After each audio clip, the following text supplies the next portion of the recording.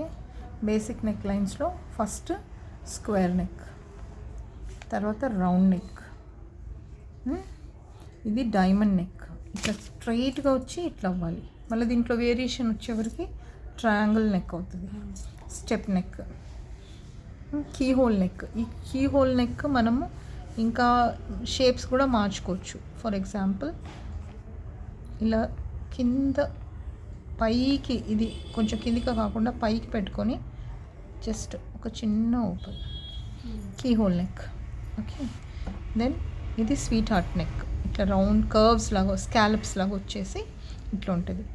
Boat neck, broad shoulder, బ్రాడ్గా ఉండి shoulder చిన్నగా ఉంటుంది ఇక్కడ. Okay, U shape neck, U shape neck. దాని తర్వాత ఎసిమెట్రికల్ నెక్. ఎసిమెట్రికల్ నెక్లో కూడా మనం ఇక్కడ వేరియేషన్స్ చేసుకోవచ్చు. ఇది స్ట్రైట్గా పెట్టి ఇక్కడ స్కాలప్స్ చేసుకోవచ్చు, ఇట్లా లీఫ్ లాగా పెట్టుకోవచ్చు. లేకపోతే ఇక్కడ ఏమైనా variations, outer scallops, inner scallops ఏదైనా చేసుకొని ఇక్కడ వేరియేషన్స్ పెట్టేసి ఇక్కడ టై లాగా పెట్టుకోవచ్చు. ఇదేమో వీ నెక్. తర్వాత వచ్చేసి రింగింగ్ వీ నెక్, తర్వాత ట్రయాంగిల్ నెక్. ఇవి మీరు ఒక్కసారి డ్రా చేయండి.